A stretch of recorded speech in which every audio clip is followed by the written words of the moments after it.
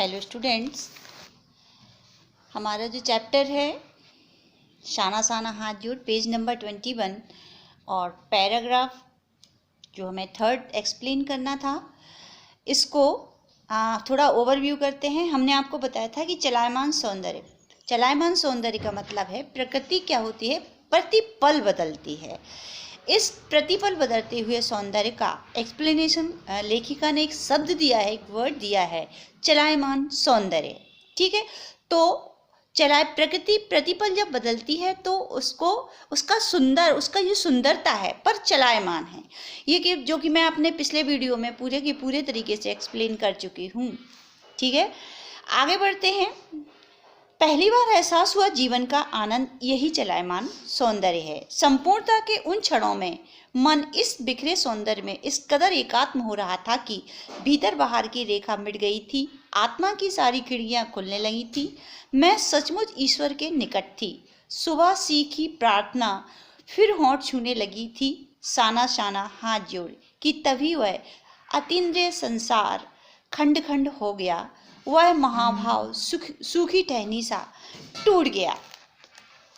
देखिए, सबसे पहले तो वो जिन विचारों के प्रवाह में खोई थी प्राकृतिक सौंदर्य का, वो अंतर्मन से उसका अवलोकन कर रही थी, लेकिन अचानक कुछ ऐसा हुआ कि उसका ये जो विचार प्रवाह है खंड खंड हो गया। लेखिका उसके बारे में एक्सप्लेन करती है, वो बताती है क्या, लेकिन उसका जो मन है वो एकात्म हो गया था।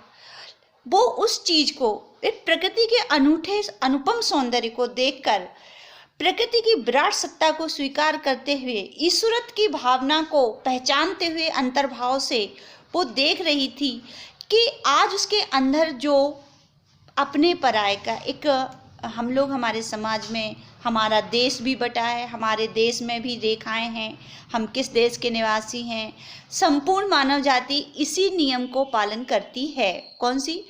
रेखाओं का, छोटी सी रेखाओं का। लेकिन मानवता रेखाओं के सामने झुक जाती है। लेखिका को ये एहसास होता है इन बातों का और उसे ईश्वरत्व की प्राप्ति होती है, क्योंकि ये भेद ईश्वर ने नहीं किया हुआ है। तो उसके अंतर्मन की जो बातें हैं, अंतर्मन के जो विचार हैं, वो उसे ईश्वरत्व की अनुभूति कराते हैं और उसे ईश्वर से रिलेटेड वो प्रार्थना जिसके रिलेटेड ये चैप्टर है वो याद आता है, साना साना हाथ जोड़े। और तभी कुछ ऐसा होता है कि इसका ये प्रवाह टूट जाता है। दरअसल मंत्रमुग्ध सी मैं तंद्रिल अवस्था में थोड़ी ही दूर निकल आई थी कि अचानक पांव पर ब्रेक सी लगी। मैं समाधि भाव में नृत्य करती किसी आत्मलीन नृत्यांगना के नूपुर अचानक टूट गए हूँ। इन विचारों का प्रवाह उसके मन पर और उसके दिमाग पे चल ही रहा था कि कुछ ऐसा ब्रेक सा लगा, जैसे कोई नृत्यांगना नृत्य करती हुई अचानक जब उसके नूपुर अर्थात घुंघरू टूट जाते हैं तो बीच में गति उसके नृत्य की गति अवरोध हो जाती है। ऐसे ही उसके विचारों का प्रवाह अवरोध हो जाता है और वो क्या देखती है, मैंने देखा अद्वितीय सौंदर्य में निक्षेप कुछ पहाड़ी औरतें पत्थर पर बैठी पत्थर तोड़ रही थीं। गुथे आठे सी कोमल काया पर हाथों में कुदाली और हथौड़े, कईयों की पीठ पर बंधी डोको में उनके भी बच्चे बंधे हुए थे। कुछ कुदाल को भरपूर ताकत के साथ जमीन पर मार रही थी। देखिए, लेखिका ने अभी देखा था प्रकृति, जब उसने प्रकृति का अवलोकन किया तो चलायमान सौंदर्य पाया।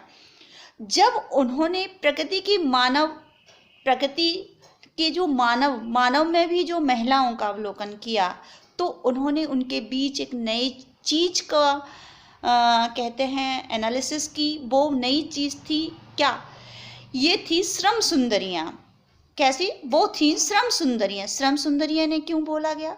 क्योंकि ये श्रम करने वाले, इनकी सुंदरता श्रम से थी। सौंदर्य के कई रूप होते हैं, लेकिन यहाँ पर सौंदर्य का एक विशेष रूप समझ में आता है, वो है श्रम सौंदर्य। श्रम से इनकी सुंदरता थी, क्योंकि वो महिलाएं, पहाड़ने महिलाएं, वो क्या कर रही थी? पत्थर तोड़ रही थी और पत्थर तोड़ने के साथ साथ उनका मातृत्व भाव भी लेखिका को झलकता हुआ दिखाई दे रहा है। वो मातृत्व भाव कौन सा है? क्योंकि श्रम के साथ साथ वो सुंदरियां अपने मातृत्व भाव की को भी प्रदर्शित कर रही थी, क्योंकि बच्चे उनकी डोकों में बंद थे।